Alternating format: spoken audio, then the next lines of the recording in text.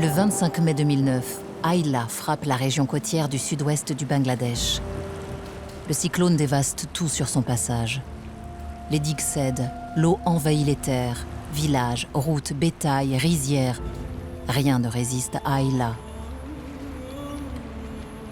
Près de 4 millions de personnes ont été touchées par le sinistre.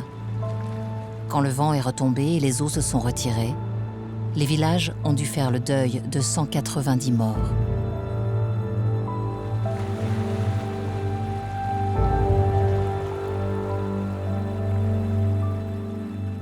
La mangrove a été pendant longtemps la meilleure défense du Bangladesh contre ces fréquents cyclones.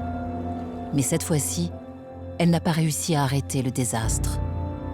La forêt a baissé les armes.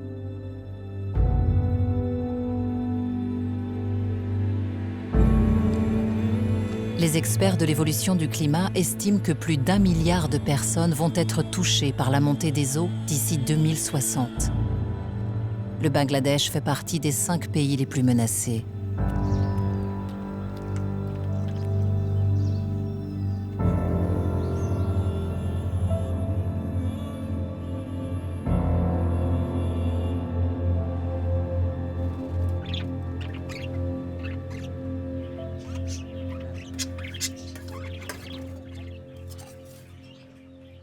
Assim vit dans un des villages dévastés par le cyclone.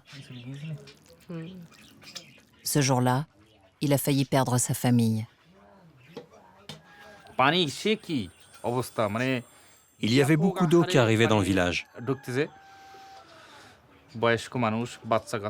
Je voyais les personnes âgées, les femmes, les enfants, les animaux domestiques emportés par les vagues. Mon fils était avec ma femme, qui ne voulait pas l'abandonner. Je les ai vus partir de plus en plus loin, prisonniers du courant. J'étais tout petit. Ma mère et moi avons été emportés très loin au moment de l'inondation. J'avais très peur. L'eau montait de plus en plus. Je ne voyais plus mon père. Pendant 2 jours, je suis resté sans nouvelles de ma famille.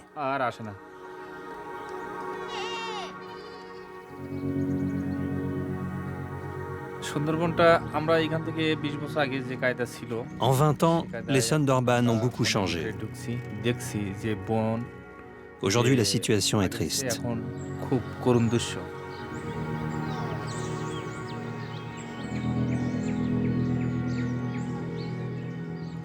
Souvent, un désastre est catalyseur de solutions. Grâce à Ayla et à la destruction qu'elle a causée, Assim a décidé de prendre son destin en main. Le sien, mais aussi celui de cette terre qu'il aime tant. D'abord, il s'est informé sur les méfaits de l'exploitation de la forêt.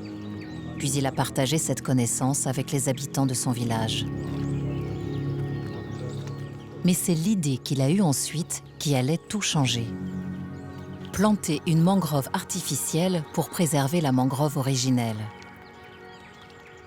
C'est ainsi que plusieurs fois par mois, Assim se rend de village en village et organise des actions de plantation de palétuviers. Sa mission, inverser la spirale destructrice qui empoisonne les Sundarban.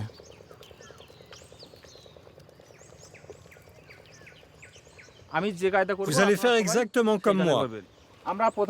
En premier, vous allez faire un trou. La racine est de 4 pouces. Il faut faire un trou de 3 pouces et on tasse bien la terre tout autour. Est-ce que tout le monde a bien compris? Prenez tout votre temps, faites très lentement. Prenez soin de la jeune plante comme si c'était votre enfant.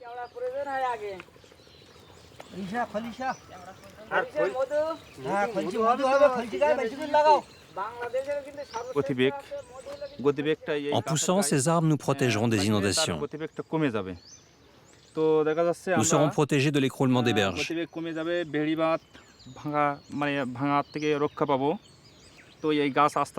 Quand ces arbres seront grands, ils nous protégeront également du vent violent. et nos villages seront protégés.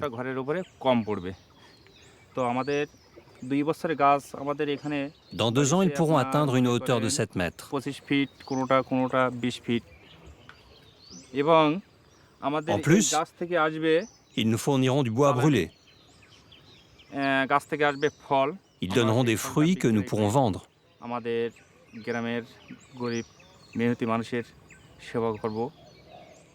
Avec l'argent de cette vente, nous pourrons aider les familles pauvres du village, donner de l'argent aux parents pour scolariser les enfants ou pour marier leurs filles. Notre but ultime, c'est de ne plus retourner dans la forêt sauvage des Sundarban pour ne pas la détruire.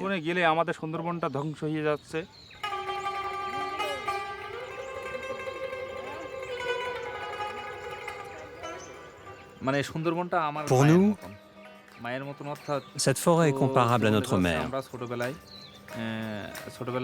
Comme une mère qui nourrit son enfant et lui donne tout son amour. En résumé, elle nous permet de vivre. C'est la raison pour laquelle nous devons tout faire pour la conserver et sensibiliser les habitants.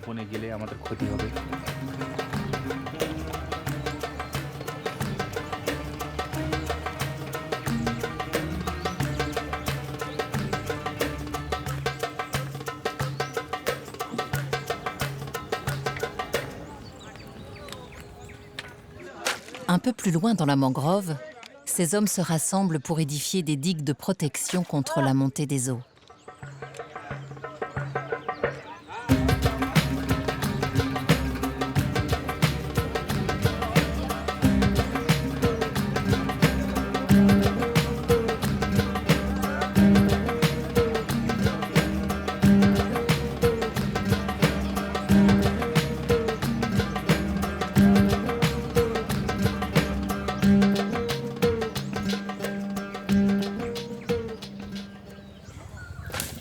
Dans les années 50, le gouvernement du Bangladesh fit abattre 3000 crocodiles afin d'exporter leur peau.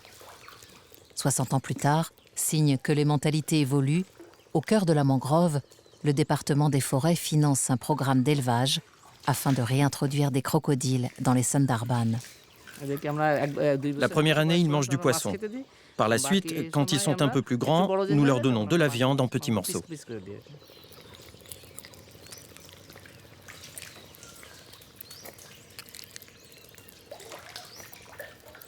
À l'heure actuelle, nous possédons dans ce centre 262 crocodiles de taille et d'âge différents, des nouveau-nés, des individus de 2 ans, 3 ans. Nous avons aussi 3 crocodiles adultes dans ce centre, Roméo, Juliette et Filfil.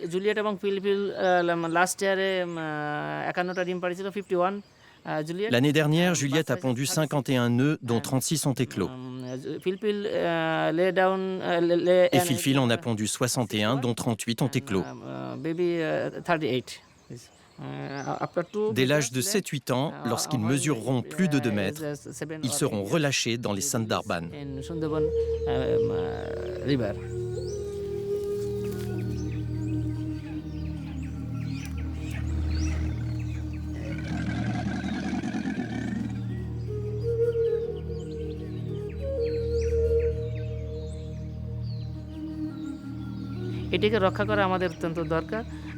Nous devons protéger cet animal parce que le crocodile favorise la présence des poissons et assure la continuité de la chaîne alimentaire. Le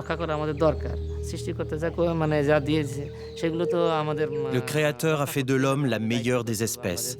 Donc notre devoir, c'est de protéger les crocodiles. Comme le tigre dans la forêt, le crocodile est le super prédateur de la partie aquatique de la mangrove. Il y joue le rôle de nettoyeur en éliminant les poissons les plus faibles et les plus malades, garantissant ainsi la bonne santé de l'écosystème. Les scientifiques ont observé que là où le crocodile a disparu, la présence de poissons est inférieure. Si le programme de réintroduction de crocodiles est un succès, c'est toute la vie aquatique de la mangrove qui devrait en profiter.